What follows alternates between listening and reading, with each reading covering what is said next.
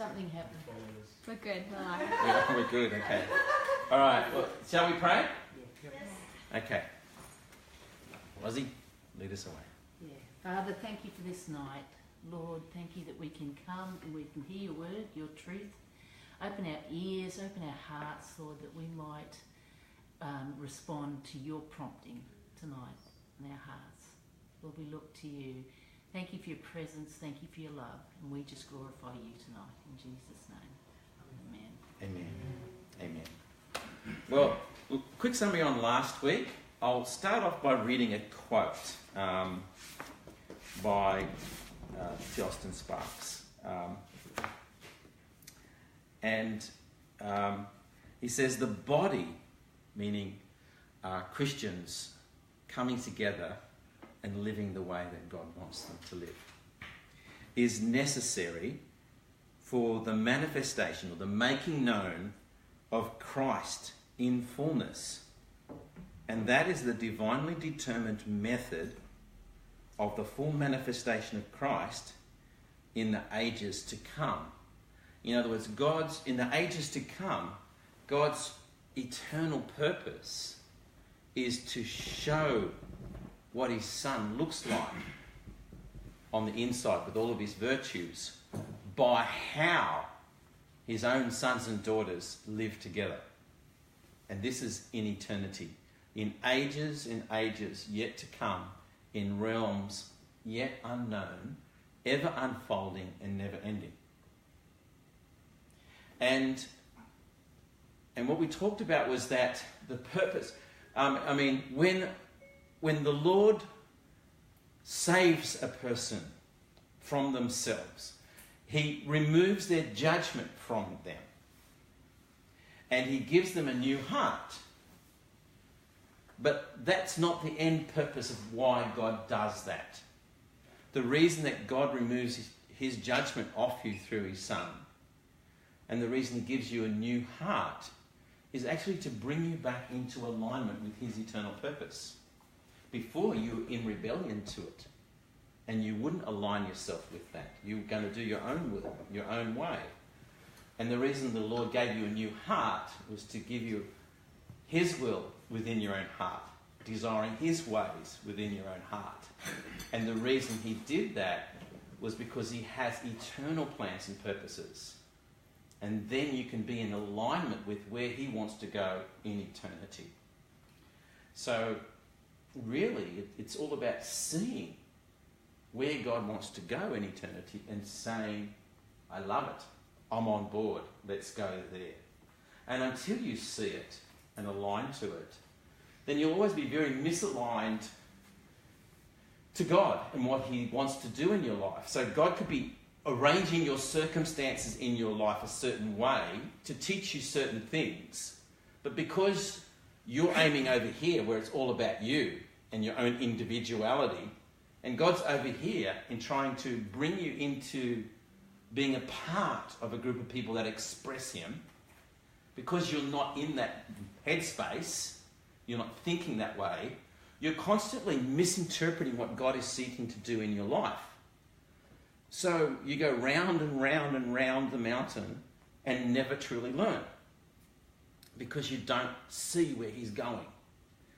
It's like playing, when you blindfold a person and you've got to direct them around an obstacle course, you know what I mean?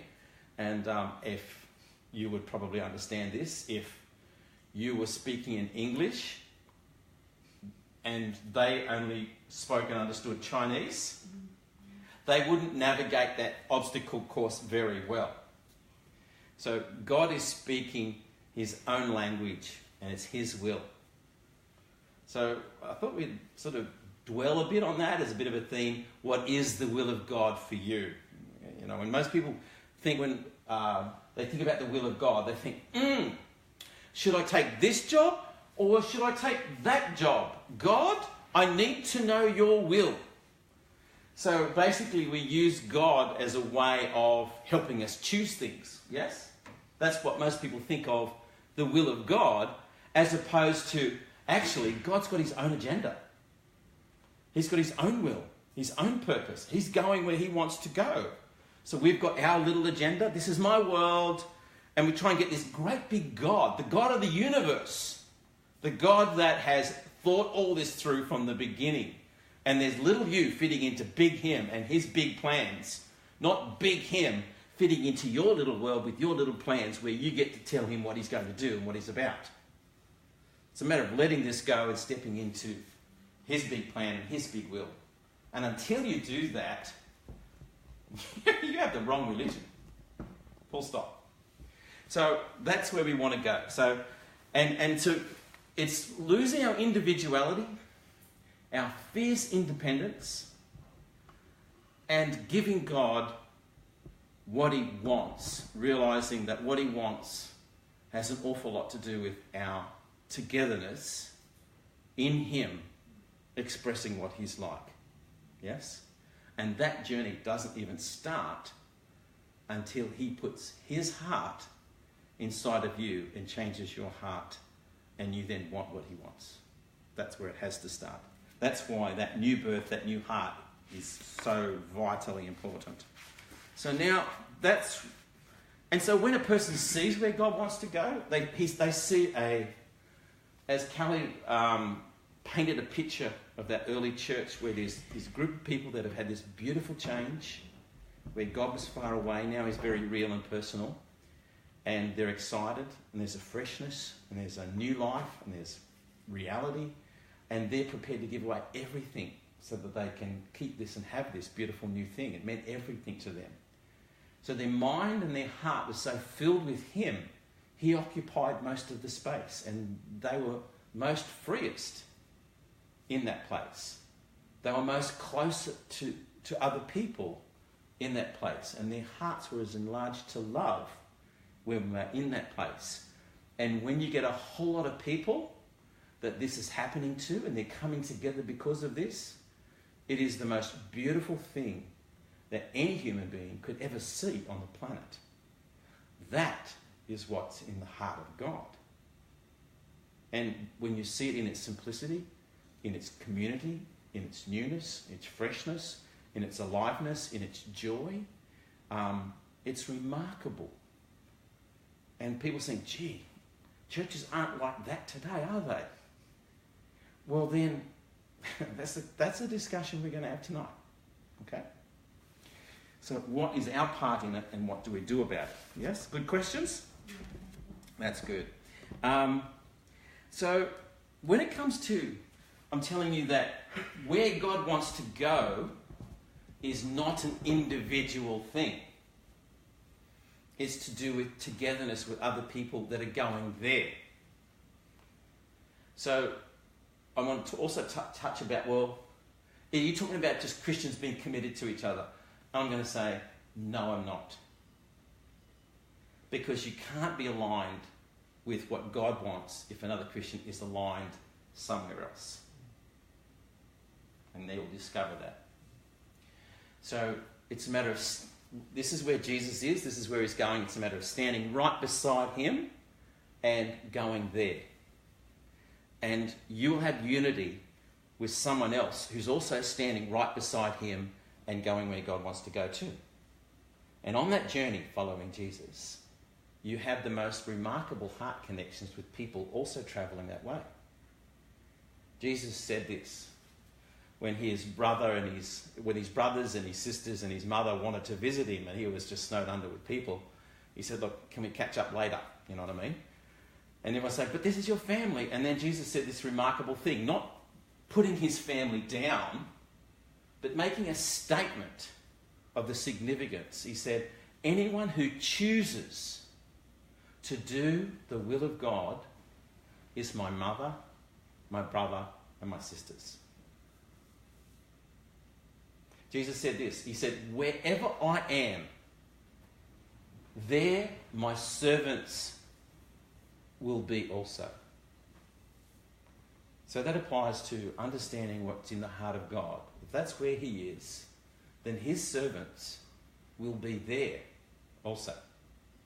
Because they're his servants. And that's what they understand about following Jesus. There's a lot to that word, following. This is very simple but very remarkable. Guess what followers of Jesus actually do? it's so weird. They actually follow Jesus. It's not a doctrinal statement. So now I want to...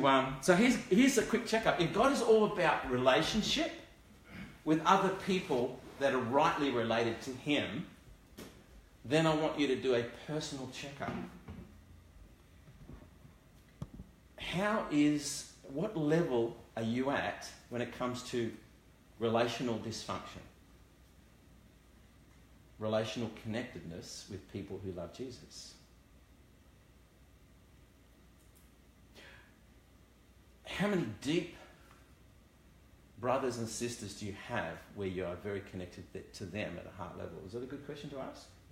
How many brothers and sisters who are aligned with Jesus, wanting to do his will, are you connected to at a heart level, not a functional level? What level of independence do you run at? What level of relational disconnect do you have? If I said to you, do you have any close friends? Could you answer that one? And do you regard the answer to that one as other people's problem or your problem? Are you a victim or are you responsible?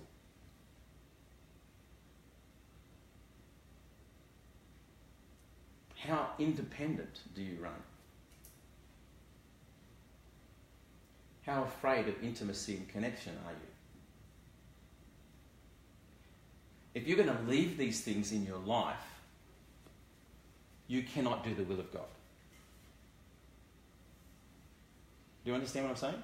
Because that's where he's going, isn't it? And if you're going to choose to go there, then there's certain things that you would have to face. Don't you realise why most people won't truly, genuinely, in reality, follow Jesus? Because they're afraid. And until I gave you some context for your life, you probably wouldn't understand, well, I'm not afraid. Well, actually, the state of your relationships tell you a lot more about you than you know about yourself. And the reason they are the way they are is primarily fear. So you need a lot of courage to follow Jesus, don't you? I hope, is everyone understanding me, or is it difficult? Can I get some feedback? It's good, it's clear. It's clear? Ask Chris, so his graph is going. Yeah, I've got is it going up or down right now? Yeah. Yes.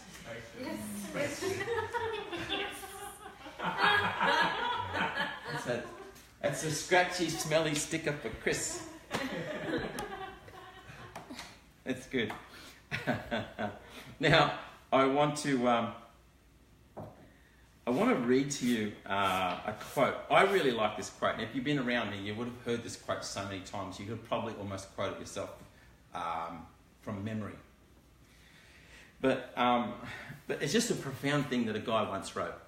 And I just found, this is so true. You know, the longer you live, the more you see it's true. And it says, there are 3 things which are essential to an adequate life with God, to a fullness in the Christian life. Firstly, the realization that God is concerned with the accomplishment of something worthy of himself. What God is about is no small thing. As much as he loves you and values you, he is on about something far bigger than you. And you'd want to hope so too, wouldn't you?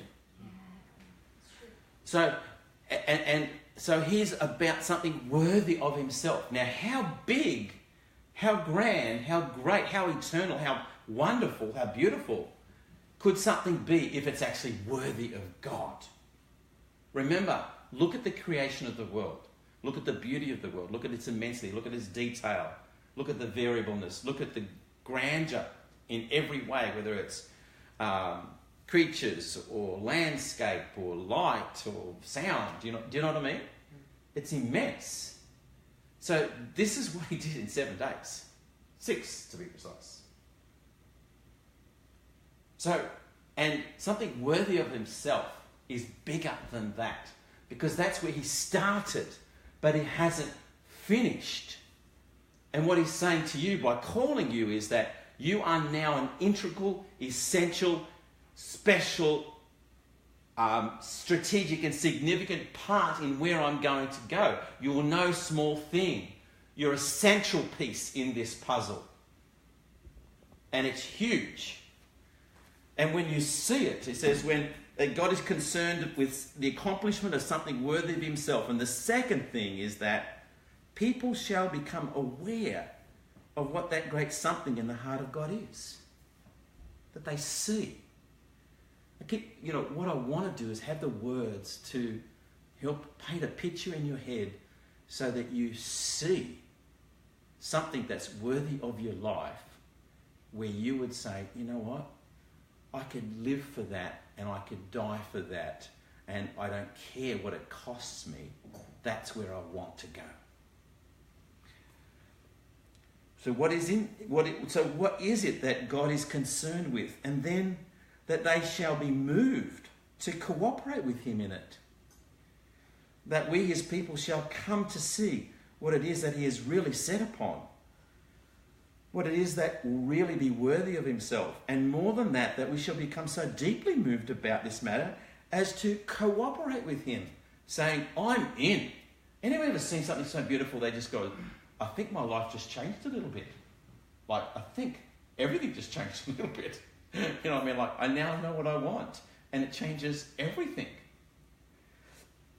So then in the third place, that we recognise that this object in the heart of God and this cooperation with him by his people involves very real conflict and cost. And that his people face that and be ready to accept it. You've got to understand that what God wants is the complete opposite of what things within you want and what this entire world wants. And what he wants to come about cannot come about except through conflict and cost, because of the oppositeness of the two things. So when you start to see, it really changes things. And I think it shifts gears in your journey with the Lord in an immense way. First of all, you work out what you want and where you want to go. Secondly, you start to desire to go there with other people and not alone. Anyone ever understood what I mean? And so, and at that point, you start to become well thought through and prepared to depart from norms. Because what you see has captivated you. And if somebody else isn't captivated, it doesn't dim the view for you. It just means you realise, well, I have to go there alone, but I hope to meet people along the way. And as you travel along that way, you start to be taught of the Lord in a remarkable way, where he starts to clarify and open your eyes to more as you step. There's a beautiful verse. Thy word, O Lord, is a lamp unto my path and a lamp unto my feet and a light unto my way. So oil lamps probably shed a light bright enough to see for your footsteps about about 3 or 4 foot, 1.2, 1.5 metres, okay? But that far in front. So as you walk, now I'm there where the light was, I only get 1.5, not quite 2 steps of light. And as I walk, now the light has moved on in my path and I see further. I cannot see to the end, but I can see far enough to walk and to keep walking. So as you walk this path, he starts to show more. Until you start walking on this path, you don't get this sort of light. I was reading a guy by his name is Rick Joyner, and he sent out things. It's just a Pentecostal pastor that just sends this little thingy out, and he often said what I've said all along. It's just great to hear somebody else say it so I don't feel so weird and heretical, you know what I mean? That God does not love all people equally. He loves all people, but sure appears that he doesn't love them all equally. And you can't read the Bible and see God being fair and equal to everybody, can you? No, you can't. So and why the difference? I mean, even Jesus, he sent out 72, and then he had this group of 12, and amongst the 12 there were 3 that he would invite to places and into a place and teach them things that the others weren't taught. So there were these tiers with the Lord. And that doesn't mean you're locked out. You're never locked out. The Lord is always the rewarder of someone who diligently seeks him. So if you desire more of the Lord, he will give you more of the Lord, and you're only as close to the Lord as you want to be. It's so true. So as you start to walk on this path of, I want to do your will, and I'm in. This is my life. Sacrifice doesn't matter. Zopped now. I know where I'm going, and your path, where it goes, I already said yes to the cost. And I've already said yes to the pain. I've already said yes to the loneliness. This is where I'm going. And as you start to walk, he starts to show you things. His ways. His wisdom. And you want to tell someone. It's so... And there's nobody to tell. So you grab your journal and you write it down. And you keep walking. And you keep walking. And so on you go. And he'll keep doing that. And like I said, his word gives you enough light for 1.5 steps. And every time you... What's a step? A step is, I will obey. I will obey. I will obey. I will obey. Do you know what they call this? Walking. Yeah. Do you know what another thing they call it? Following Jesus. It's just, I will obey. I will obey you. And the reason I'm obeying you is because I don't know how did you do this? You captivated my heart. And it wants to obey. And I'm alive when I want that. And I'm dead when I don't. And I've tasted aliveness. And I'm going there. You know what I mean? First one was free. I'm glad it was free. Now all I want is that aliveness that you do in my heart. And the only way I can have that is by obeying you. And it's not, I don't obey you to get it. It's just something that flames up in my heart. And it wants to obey. And so I walk this way.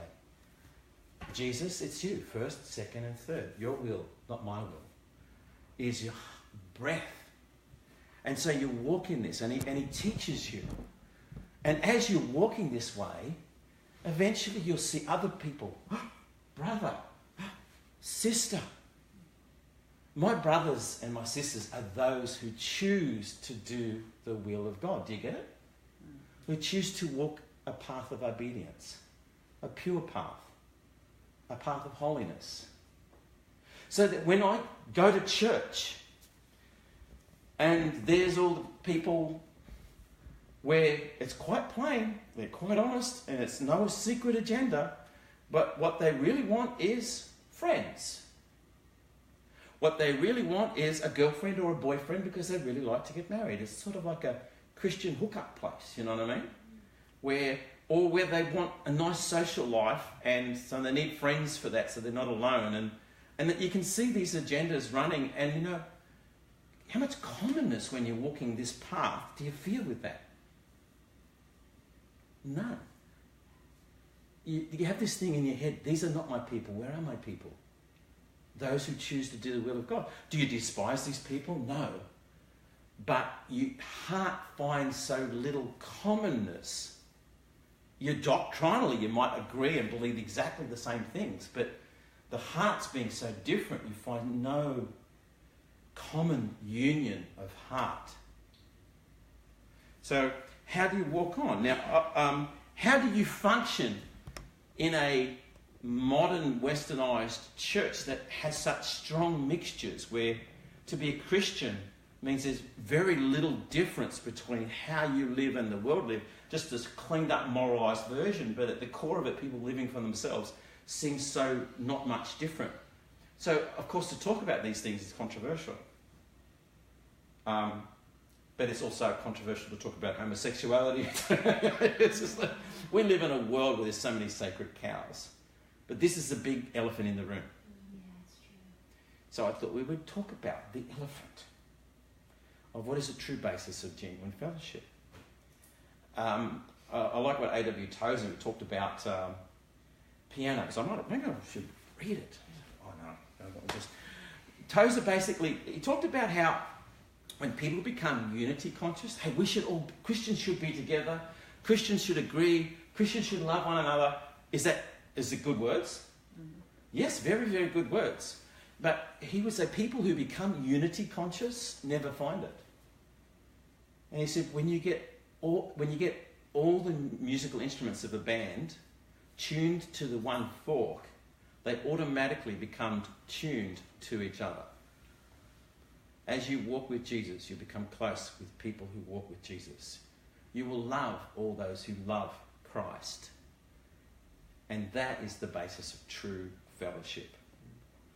And until you understand that, you will have a lot of frustration, disillusionment, discouragement, and confusion in your journey with other Christians.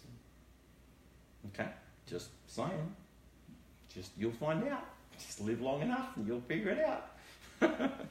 So what does God do when the church has become a mixture? In the book of Revelations, Jesus wrote letters to 7 churches. It was 7, wasn't it? 7 churches. And a lot of people, historically, over the many years of the church, most Bible scholars have interpreted these 7 churches as being 7 literal churches that existed at the time, but also to represent the work of God in the church throughout the ages. So starting just at the time of when Jesus was after Jesus, the early church, that was the first letter, and then so on. And the last letter was a letter written to the church in Laodicea, where it's neither hot nor cold, but lukewarm, and Jesus can't identify with it. He can't see himself in it. He can't join with it at all, because it's neither hot nor cold, it's lukewarm. And it's filled with compromise. They're Christians, but they're so filled with compromise, they're stuck in the mud. And so we live in that. Who would agree that describes it? Yeah. Pretty well? At least in the West. In the West, exactly right. So what do we do about it? What does God do about it? And again, I want to quote the same guy, T. Austin Sparks, and he says this. He says, God never gives up on his original decision to bring his people into spiritual fullness. Remember last week I asked you a bunch of questions, 7 questions, did God show you what the early church was like just to tease you, or did God sort of change his mind and said that's too hard? Or he just figured, well, nice start downhill from here, you know what I mean? And everyone said, no. And I said, well, how's he going to get there? So this is to do with how he's going to get there. But he hasn't given up on his original intention. Where he started was not where he's going to end. No, it's going to be better. The foundation, the building on top of it. Anyone seen foundations in a building?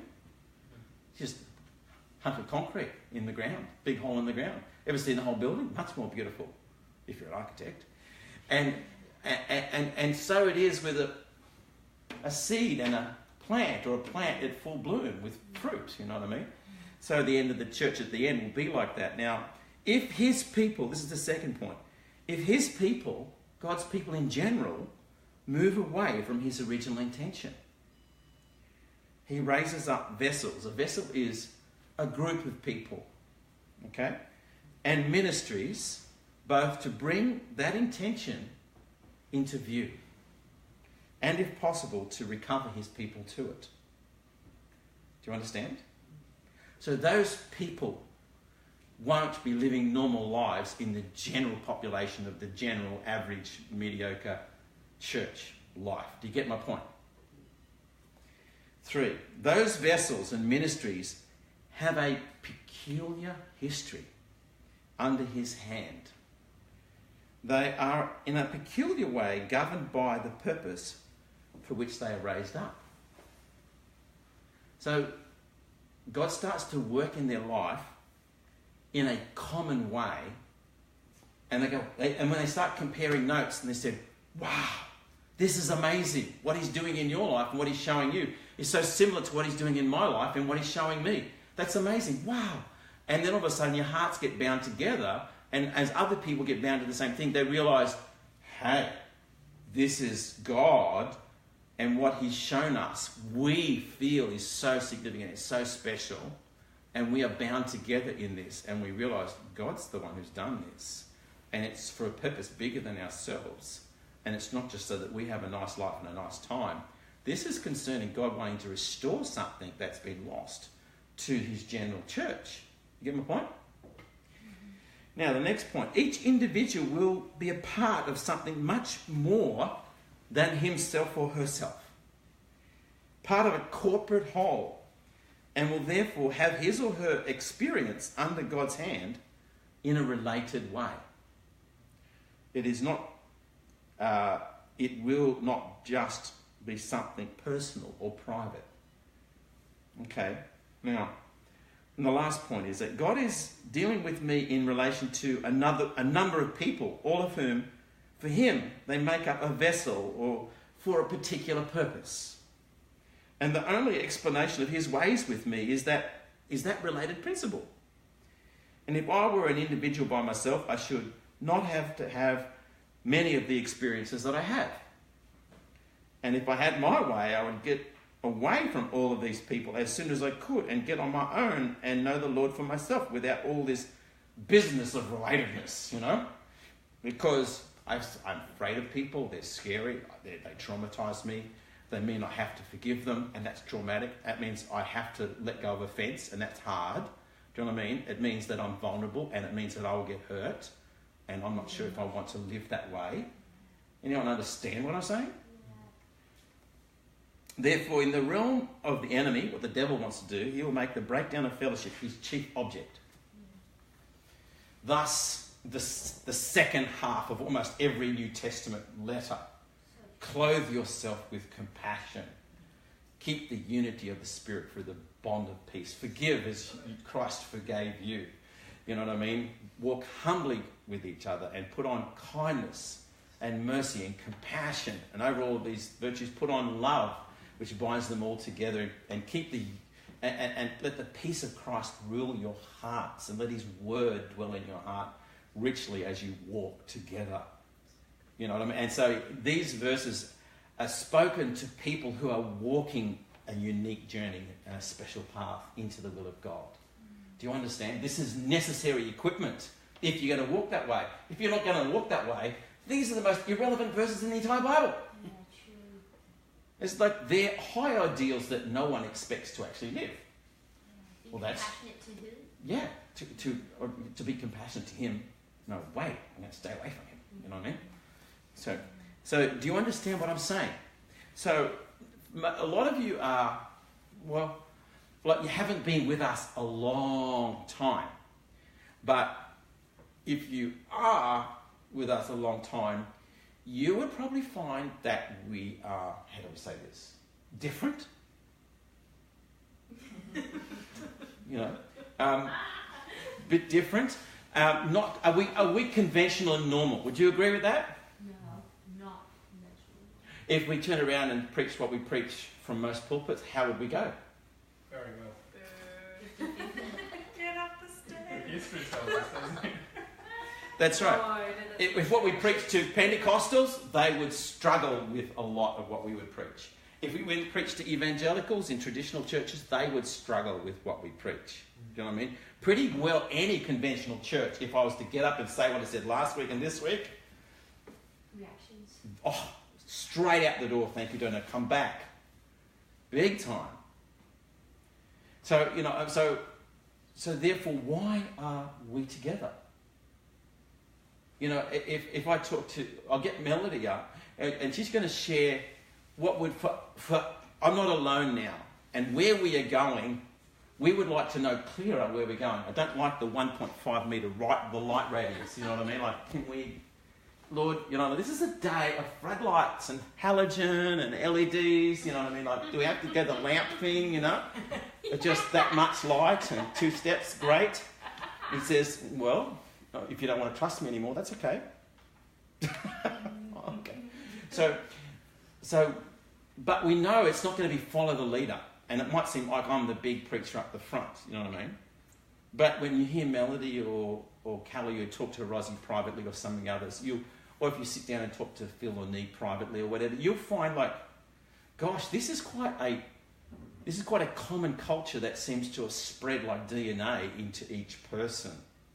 And it's not just Paul telling people what they are to believe and being the strong leader and making people follow him. Because I don't know if you realise that, but I'm actually not very good at that.